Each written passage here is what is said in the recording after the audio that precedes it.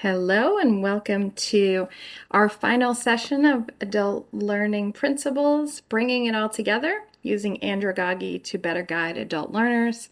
Whether you've joined us for all of the sessions or some of them, or this is your first time, we think you'll get something interesting out of this. And all of the other sessions are posted on our YouTube page, so you can find those as well. And if you go to the ICUDDR website and you click on the resources, educational resources of ICUDDR, you will also find all of the links to modules 1 through 7.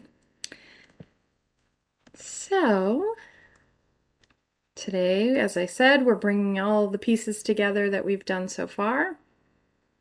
And I'm Cary Hopkins Eyles. I'm a certified addictions professional. I'm a global master trainer. I'm the deputy director here at ICUDDR, and I'm also an adjunct instructor at the University of South Florida in the United States. And I'm pleased to have my dear friend. Introduce yourself, ma'am. Yes, it is my pleasure. Welcome to you all. I'm Susana Henriques. I'm an assistant professor with rehabilitation at the Department of Education and Distance Learning at the Portuguese Open University. I'm also a researcher, and it's a pleasure to work with Cary and collaborate with learning, adult learning principles course. Thank you. So, Andragogy, I mentioned a moment ago, is an important piece of what we've been talking about for all of these sessions. And that's because there's a big difference between how we teach children and how we teach adults. And I know prior to researching for this course, it was not something that I had been trained on or knew a lot about. And so it's the method and practice of teaching adult learners. And Andragogy applies to any form of adult learning and has been used extensively in the design of organizational training programs. And if you're like me, you're teaching adults or budding adults if they're, in early college, and yet you haven't had the opportunity to learn and understand these concepts. Susana, you want to take this one?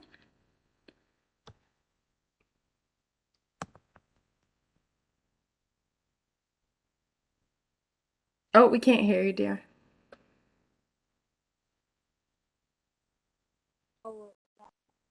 Susana, I'm having trouble hearing you.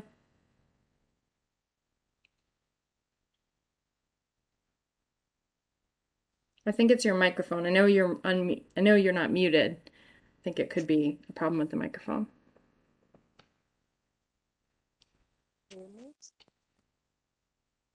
I'll let you work on that for a minute and I will continue.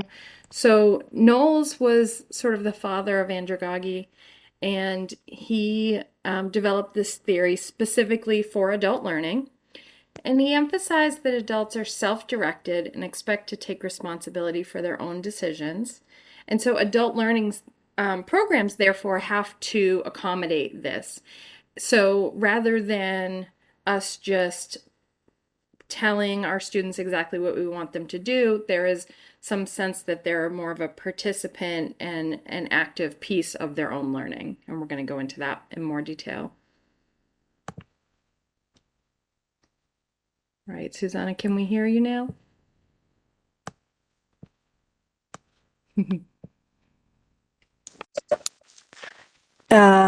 Can you hear me now? Yes? Okay. Okay, great. This theory for Knowles states 5 key assumptions related with the importance of self-directed learning. The first one is that this self-directed learning assumes that the human being grows in capacity and needs to be self-directing as an essential component in mentoring. It assumes that the learner's experiences become increasingly a rich source for learning that should be exploited along with the resources of experts. It assumes that individuals become ready to learn what is required to perform their evolving life task or to cope more equally with their life problems. Learning also assumes, this self-direct learning also assumes that the natural orientation of individuals is task or problem-centered, and assumes that learners are motivated by internal incentives, such as the need for self-esteem. Excellent. Yeah. And so I think, we all want this desire when we educate ourselves to take part of it rather than to be, Susana's heard me say many times, it's the difference between sitting at the foot of your teacher and sort of just absorbing what they offer you rather than participating. And I very much I ask my students, I try to involve them. Some of them have experiences I've never had. Some of them have been, for example, in the military. So they might bring a perspective that I have I have knowledge, but I don't have experience of that. And so when I bring them into that process, then we get a richer experience. They are part of it. And in addition, other students learn something that I wouldn't be able to bring to bear. So it's also part of our psychological development. If you look at psychological and cognitive stages, we come to a part where we're more autonomous and we're not looking for someone to just give us information. We want things that we can participate in. Which also relates to the next section here, which is experiential learning and relevancy. And I just want to pause and say, it's really important to us that when we're teaching you these concepts that they all go really well together. So we're not saying do this and then separately do this and then separately do that, because we know how busy everyone is and we know how much you're already doing, whether it's requirements from your university or training requirements, whether it's the content. There's so many different pieces. And so all of these go well together, and B, a lot of them are probably things that to some extent you do naturally, and we're just giving you ideas and ways to fine tune them even more.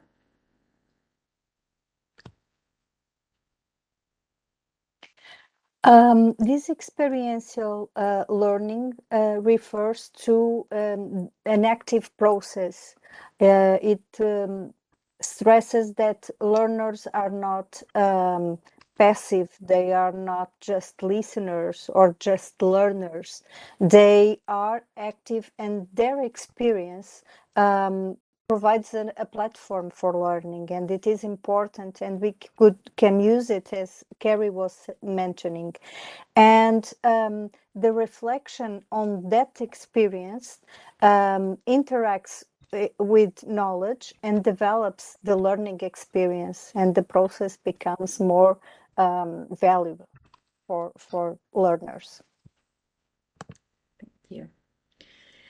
And the other thing that's exciting is that, and I think we've probably all had this experience, is that we use our experience to facilitate the learning.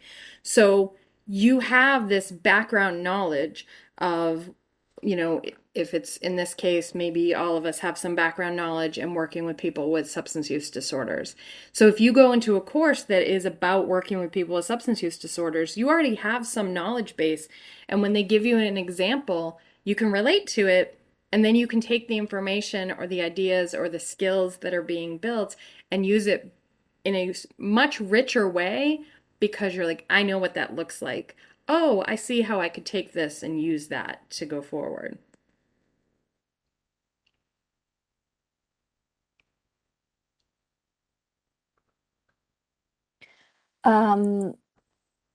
This for COPS, this experiential learning has five main steps.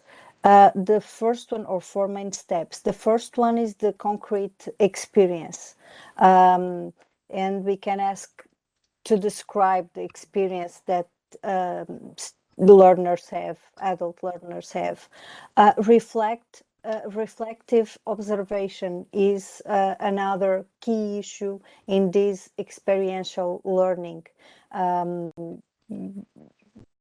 It promotes an observation and a reflection about the experience, the head experience. The third one is about abstract concepts, the rules, the theories, and the concepts that could be applied to some situation, and then the active experimentation. And this leads to a reflection on what is the result of this experience and learning process, and how it can be applied, how the experience can improve the knowledge process, but also how this content, how this topic, how this knowledge can change my practice and change my experience and the way I see my practice and my experience. Excellent. So I love this visual. If you're a visual learner, this is really helpful, talking about this learning cycle. So, we have the experience, we reflect on it, there's all these pieces, and it's not, you'll notice it's not linear. So even though we had to explain it, and Susana explained it well in a way that makes it look like it's this step, then this step, it keeps going. So it's kind of like when you do research on a topic, you maybe come up with a potential curricula for your clients, and then you practice it and you see if it's successful, and you get feedback on it, and then maybe it's there need to be changes, and then you do it again, you test it again. So it's this going in a circle, and testing and experimenting and reflecting and conceptualizing, and we keep going, because as we know, we never stop learning. And so relevance is similar in the sense that adult learners want to be really clear about, why is this meaningful to me? You all are spending an hour with us today, and you have plenty of other things, and probably most of you are doing other things while you're listening. And everyone is so busy and doing so many different things that we don't want to hear some kind of conceptual thing that isn't going to drill down to what we do with it. Whether it's your role as a parent, your role as a teacher, if you're a practitioner, whatever it is, you want to make sure that this is important to you. So if you're sitting in a class, a lecture, a training, a conference, and it's not really that interesting to you, if they say something that suddenly you can relate to, you kind of perk up, right? Oh, that's something I didn't know, or that's interesting, or I can use that. And so this really relates closely to motivation, because if people can see, oh, this relates to my roles, this relates to what is important to me in whatever way, then I'm going to be much more engaged. So I mentioned, if you're a visual learner, and learning styles are really important. I think, again, this is something that maybe we focus on when people are young. What's their learning style? But we might forget, if you go into a classroom, a primary school, there's going to be, they call them manipulatives. There's going to be things for their tactile. There's going to be lots of visual things. There's going to be audio. There's all these different things. But then when we teach, a lot of times we just talk at people. So, we forget, get people up and moving, get them talking with one another, get them doing different things. We have a visual here today, which is good, but we don't want to just focus on that. Susana, did you want to talk about any of these? I can jump in at any point. Yes, these are the different learning styles that we also can have: visual, oral, print, tactile, interactive, kinesthetic. Maybe the next slide helps to understand each one of those, and you can Yeah. add. Yeah, so um we'll kind of go back and forth between these two. So I think visual is probably the most obvious to most of us.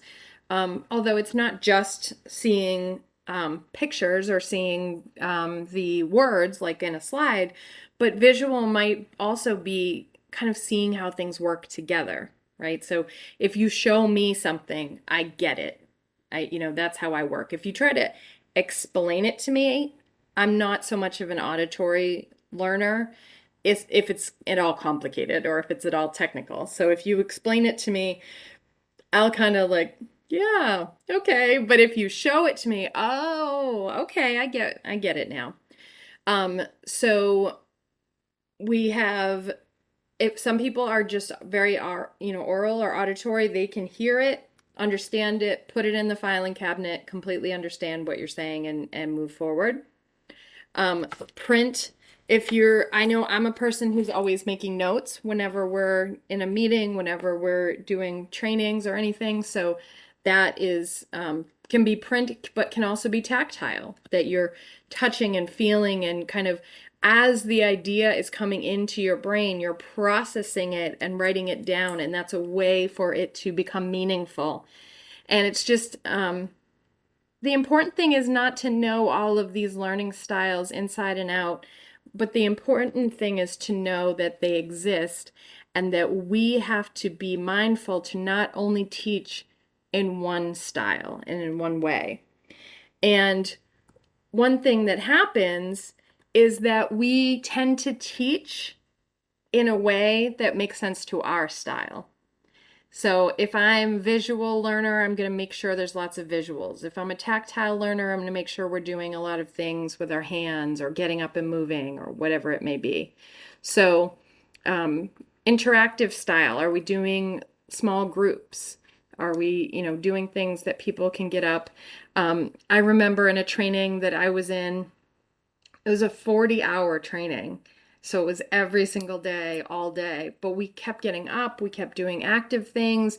Then we would sit, we would reflect, we would write. There were so many different ways that the learning was being presented that it made it go very quickly and it was very engaging. And there are things that I will never forget from that training because they were interactive. So we were learning about how drugs interact with the brain and how certain ones will attach with certain neurotransmitters and neurons. And we were actually being those parts of the brain. And so that's something that really stuck with me.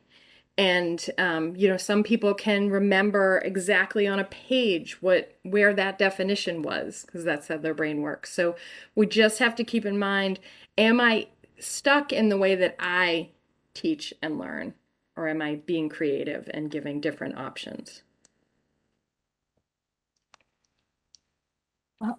The importance of these different learning styles is that they doesn't end in the classroom.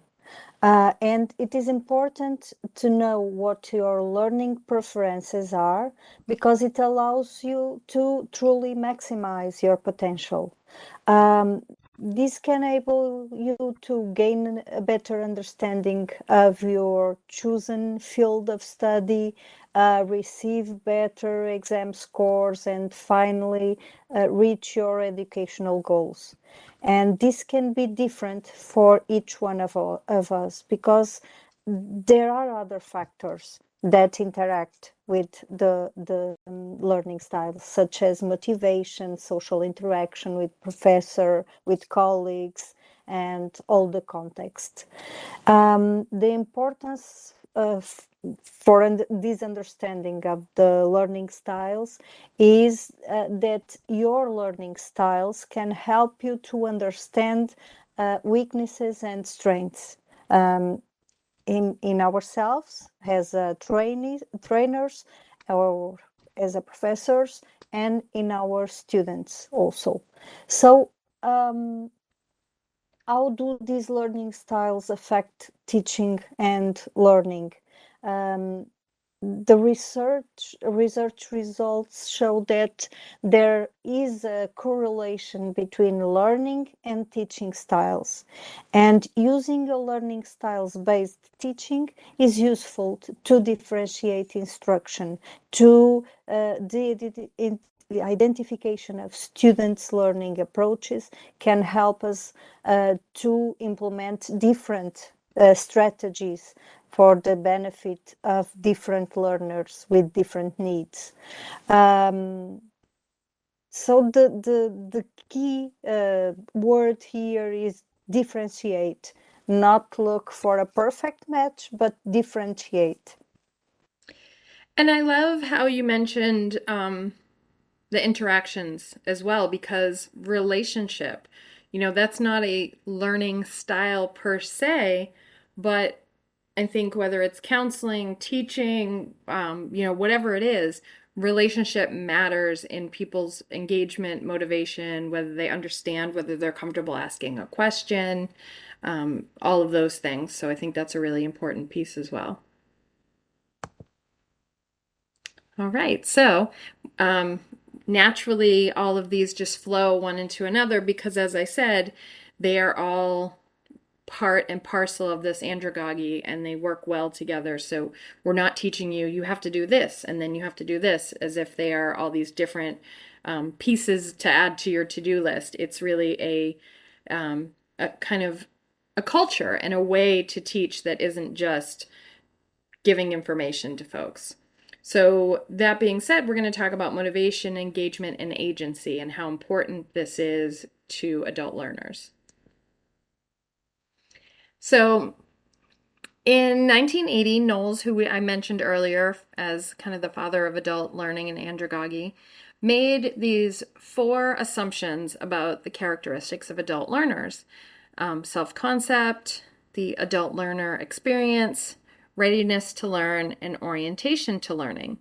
But a few years later, he added this 5th assumption, which is as a person matures, the motivation to learn is internal. So he added a motivation piece, which is really critical. And just to speak a little more about motivation before we go into engagement, so I think it's really interesting and worthy of reflection and discussion what this means. This motivation is internal, because we may be motivated to learn for learning's sake, but as mentioned earlier, we may be motivated because I want to be better at my job, or I want to get a promotion, or I want to be the best in this personal role. There's a lot of different ways that motivation can come, and I think they're all valuable. So it doesn't have to just be a pure desire to learn. I think there's a lot of reasons that people are motivated, and as long as they are, we can use that. Susana, you want to speak a little bit about some engagement techniques? Yes. Um, this is very important and allows to deepen the motivation.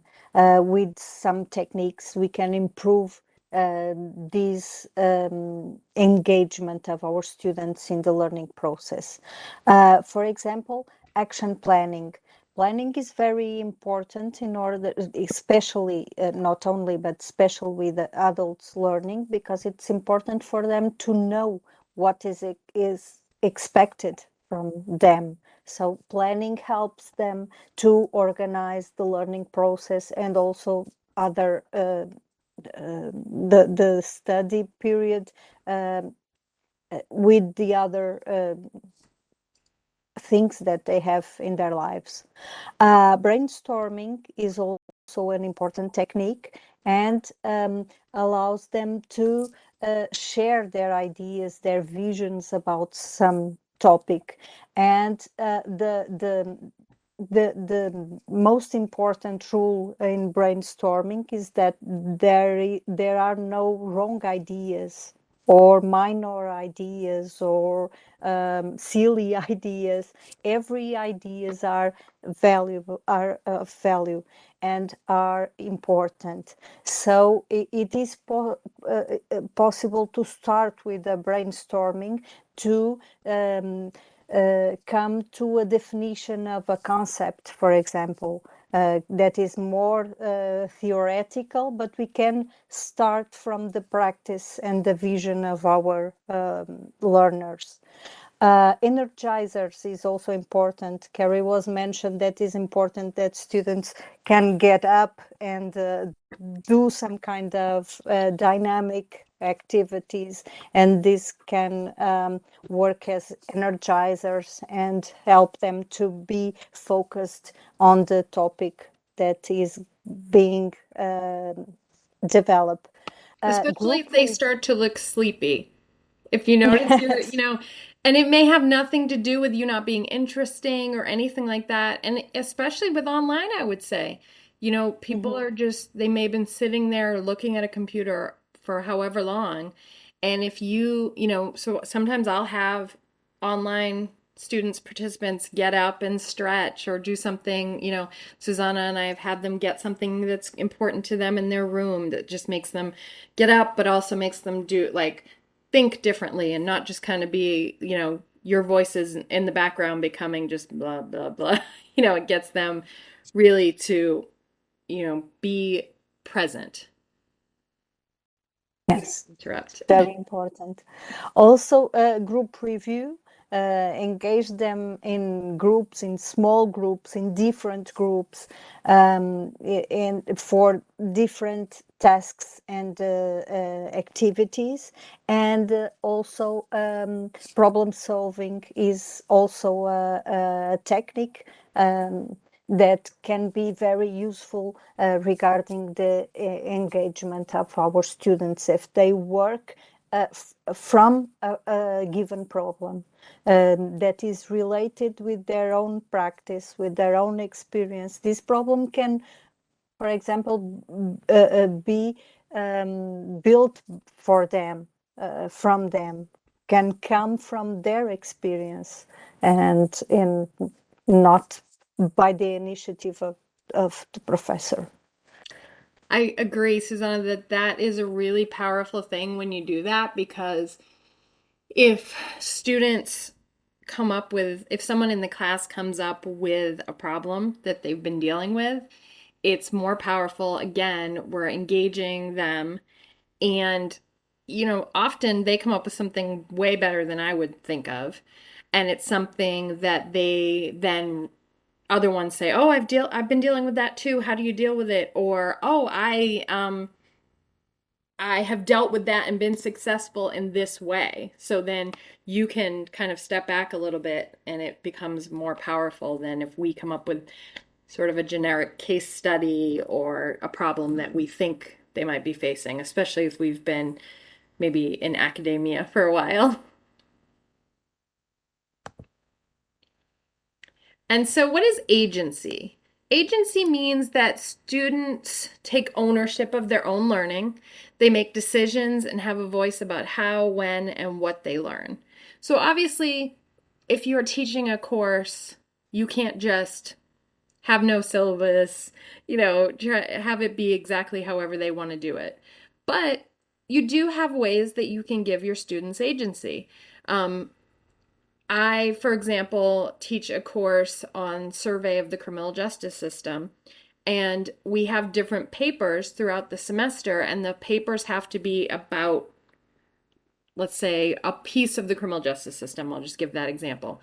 But they get to pick which one. So if there's something that they're really interested in, if they're like, "Oh, I didn't know the bail system had so many issues with it, and I didn't know that's how it worked, and that there was discrimination." And so then they're engaged. They're interested right off the bat because I didn't assign them a topic. I gave them a global thing they needed to work on.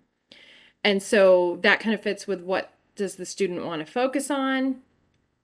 As far as how they'll complete the task, if we're not if we don't micromanage how whatever is to be done, we just tell them what the end goal is. And maybe we do some check-ins as we go along to help them and to let them know we're available, but they don't have to do it one certain way. And why are they doing this? What is the purpose for them? And that's again going to be intrinsic to what's, like the bail example. Maybe I just never knew that bail could be that way or was discriminatory, or I know someone who's gone through that, or I saw a news article, or whatever it may be.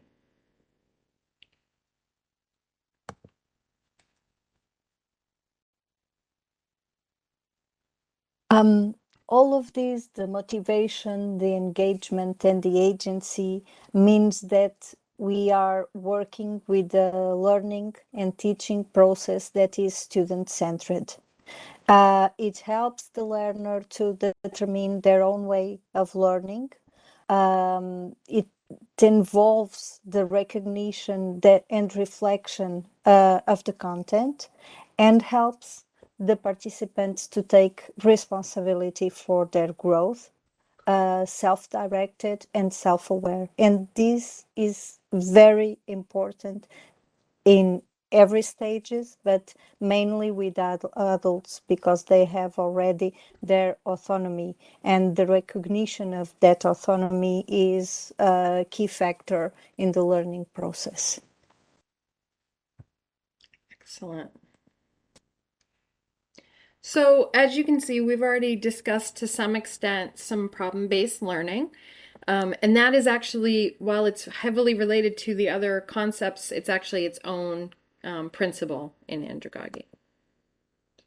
And so this is a teaching method where students learn through complex and open-ended problems, and it helps them with critical thinking skills, problem-solving ability, communication skills, and really lifelong learning. So I often talk about how in university, it's really not about the content you learn. Of course, the content is important, but it's really about understanding how to learn, understanding how to apply skills that you have, understanding how to do research, and to not just accept some information you're given on a topic. So it's really about stimulating this thinking and learning, and creating like inquisitive skills, and being curious, and how do I find out more about this topic and not just reinforce my beliefs already. So I often have students, for example, take the opposite side of a debate. So if they are for the death penalty, I make them be against the death penalty in a discussion. So they have to think differently,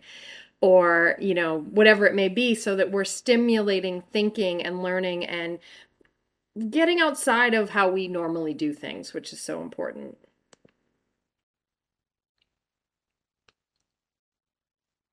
And so in traditional learning, we're basically told this is what you need to know, and I see this with my two children who are in younger grades.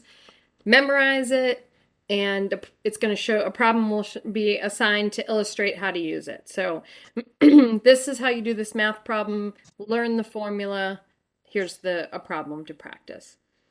But in problem-based learning, we start with the problem, and we look at what is it that I need to know to solve this problem, and then we learn and apply to solve the problem. So it's like life, right? We are given problems any given day. My car didn't start. What do I need to know? Why is it not starting? Where do I need to be today? What are my resources to get this fixed? Whatever it may be, and then I apply those. No one gives you a memorization of what to do when your car breaks down. So you have to have those skills as an adult, excuse me, to know when you wake up or when you're going through your day and there's a problem, which is every day, and there's going to be a problem to some extent. What do we do? What do we need to know? And then how do we manage it? And there could be 10 different ways to manage that problem. There's not one correct way, but we need to have the skills to do so. Yes. PBL, this problem-based learning, is about developing skills to solve problems and find solutions, and solve some critical situation. This can be done by the whole class, in small groups, or even at an individual level. It is important to provide students with the same amount of information, even the information, the problem is different. The problem may be different, but it is important to give them the same amount of the information. And the problem should have multiple solutions or paths for multiple answers and multiple ways to find the answers. That is being open-ended. If we were working in virtual environments, we can create breakout rooms, or we can create separate forums if we work synchronously. Or if it is in presence, it is more common. And this methodology have 4 main steps. The first one is identify the initial problem. This can be made by professor or by the students. And as we mentioned before, if are the students that bring their own problems from their practice, they have more relevance that we saw already it is important. Then develop a plan to solve the problem. Here the students work in collaboration to figure what they will do to solve that particular problem. It can be a small plan of action or a more complex research project, or even the design of a product or of a project. But students should use what they already know and build on the top of it. The third step is to implement the developed plan. In this phase, students test the plan that they developed before to see if it is effective in solving that particular problem. We can use, for example, role-playing approach, or some kind of simulation of situations or characters or approaches.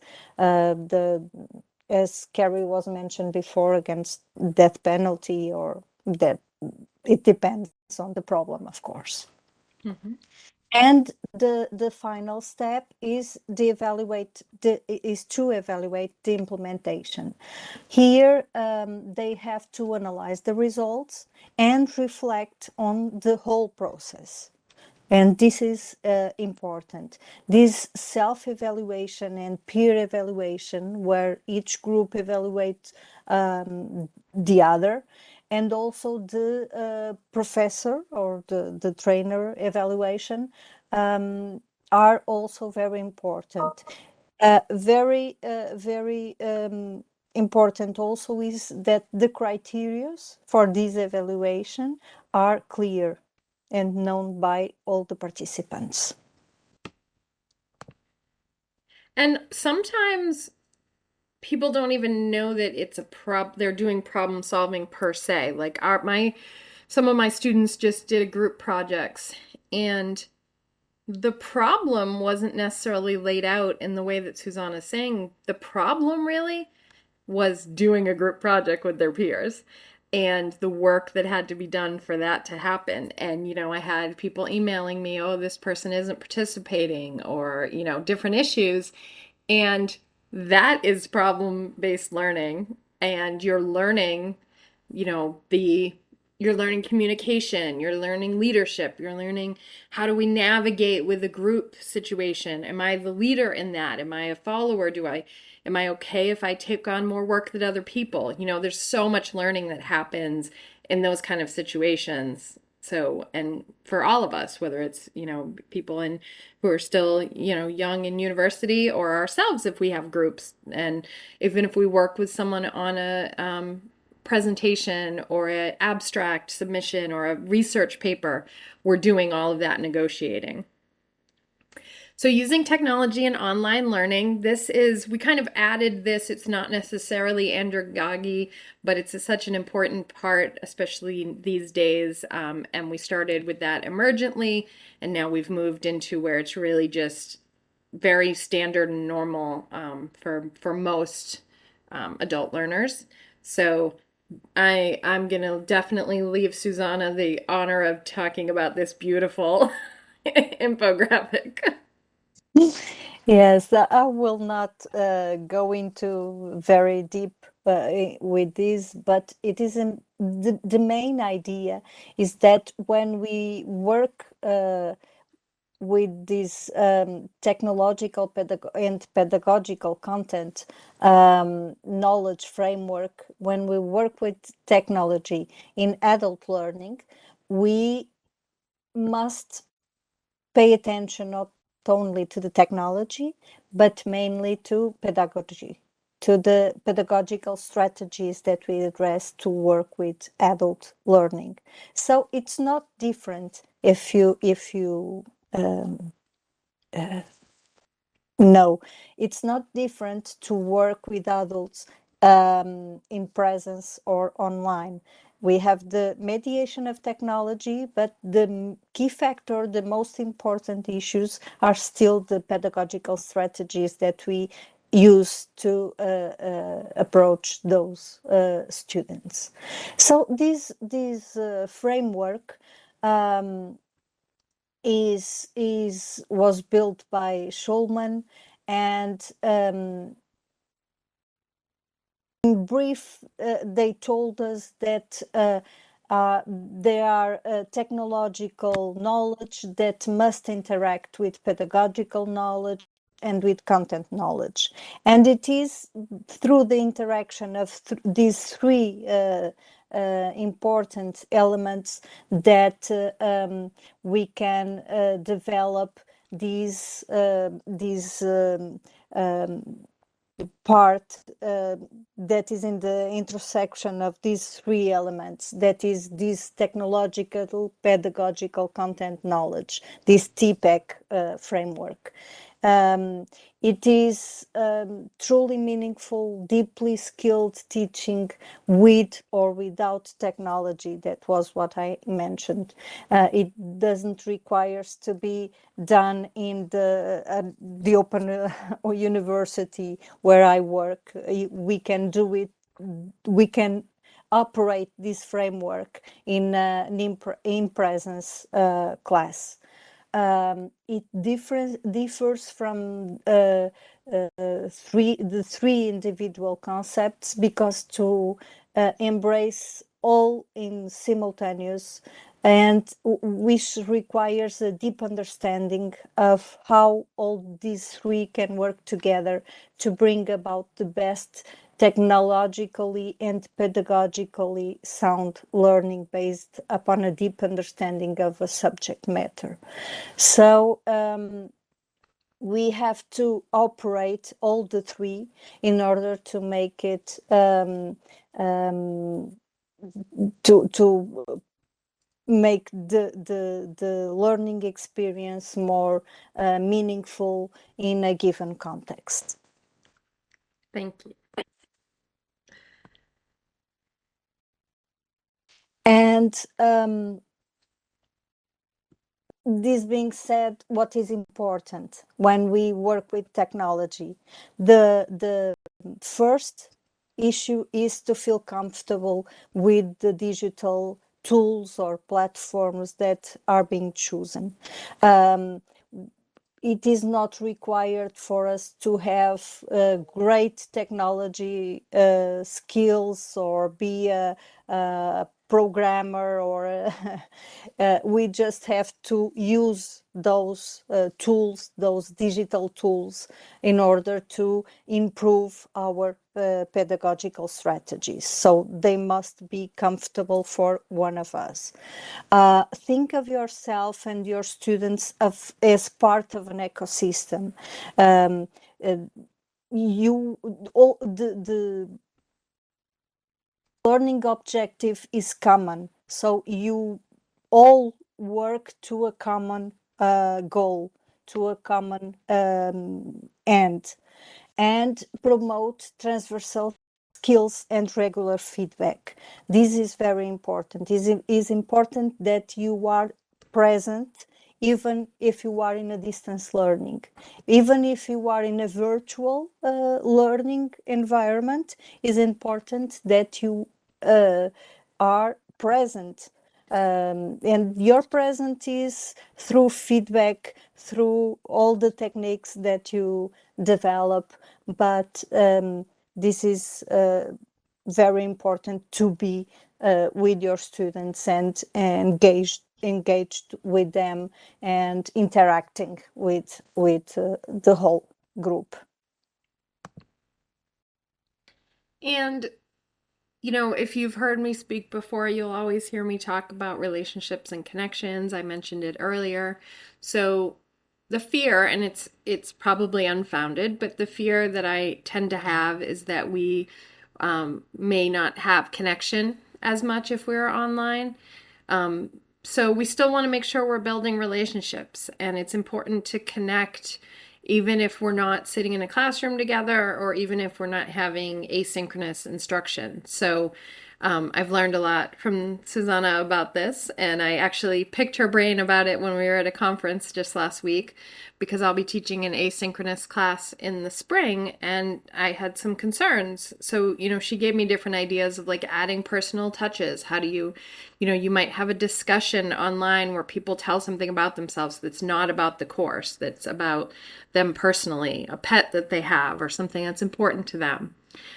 Being accessible, so making sure that they know how to get in touch with you, whether it's email, whether you can have office hours virtually, whatever it may be.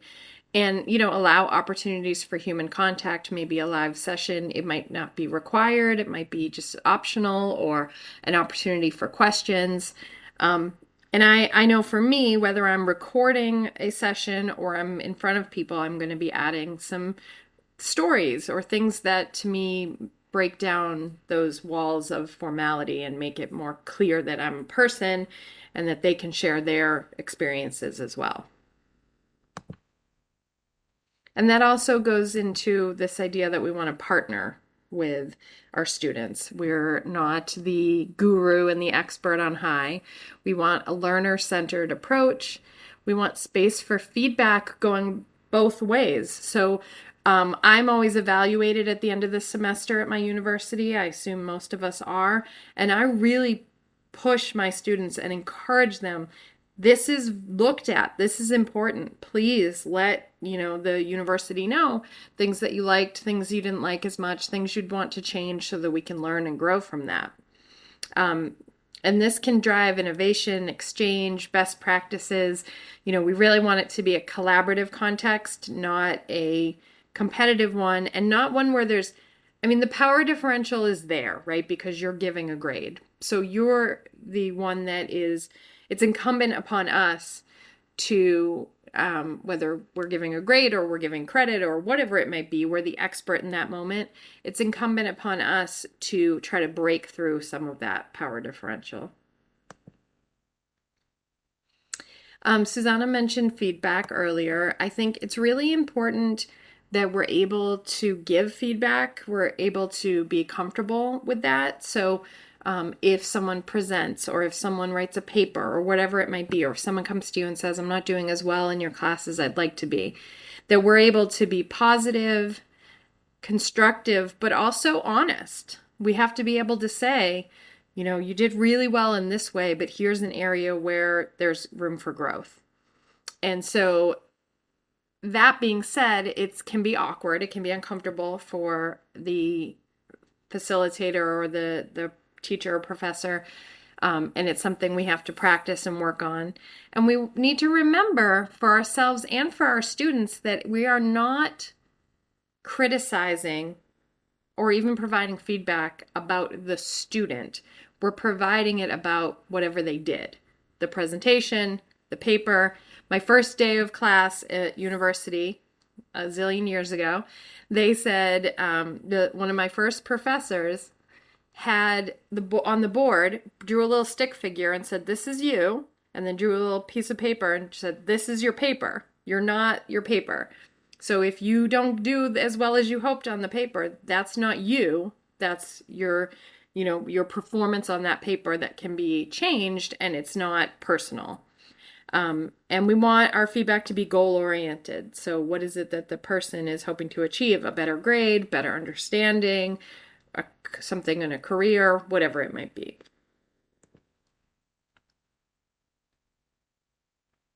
And so, as we said, we want to make sure that it's more than just passing on information. We're helping people to think rather than just providing content. And we want to engage them in discovering. Maybe they're going to realize, oh, wow, I did not realize how interesting this was. This is something I might want to do in the future. Or I didn't realize how much aptitude I have towards this. Whatever it is, we want them to be engaged as much as possible.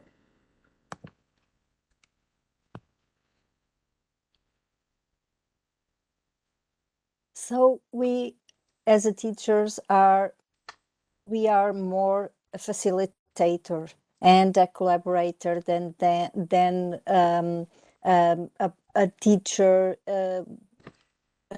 as we were in the hierarchic model, where just give the content and had the whole knowledge, and student must have the same knowledge and the same exact words sometimes in the exams. So this facilitation is based on collaboration, and our job is to provide tools, structure, and guide the group, help them with their differences, with their different rhythms and moments and contexts and learning styles, help them to achieve the learning outcomes.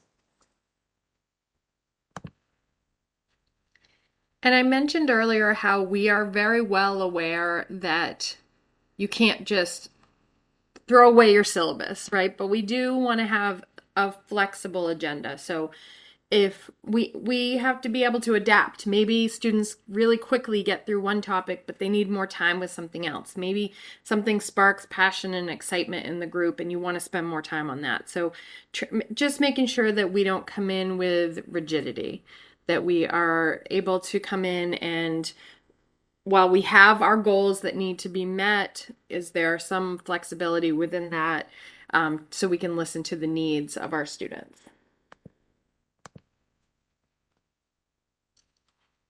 And so the goal here is to fit all this together. And I think, we've had a really good discussion of how we do that, how we, how all these different methods complement one another, and how we allow students to use their experiences in self-direction, leading to greater motivation, and, so on and so forth. So hopefully this discussion has helped you to see how we fit all of this together and how it can work in your setting. We have a couple minutes left, but we would love to know if you feel like this will work. Do you anticipate challenges? Do you have questions?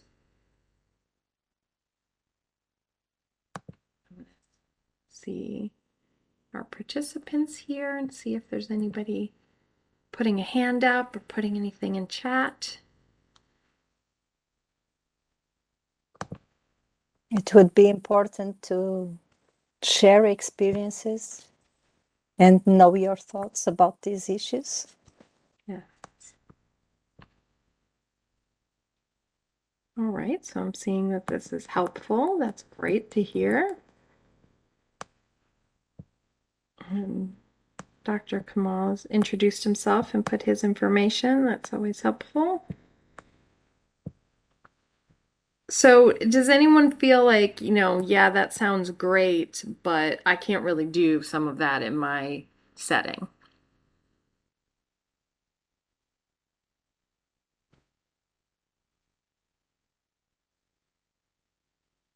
'Cause I know, so, we try very hard to make sure that these are things that are actually very practical and usable. Um, we can share the PowerPoint, absolutely. Happy to. And this recording will also be on YouTube if anyone is wanting to share or go back to anything.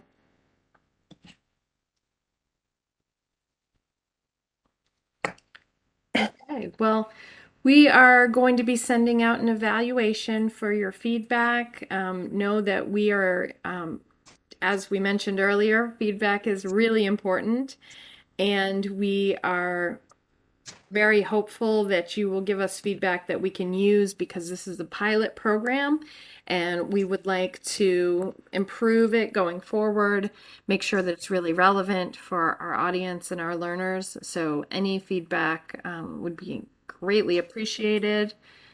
We have thick skins. We we want to know what is most helpful. So with that, I'm gonna turn off the recording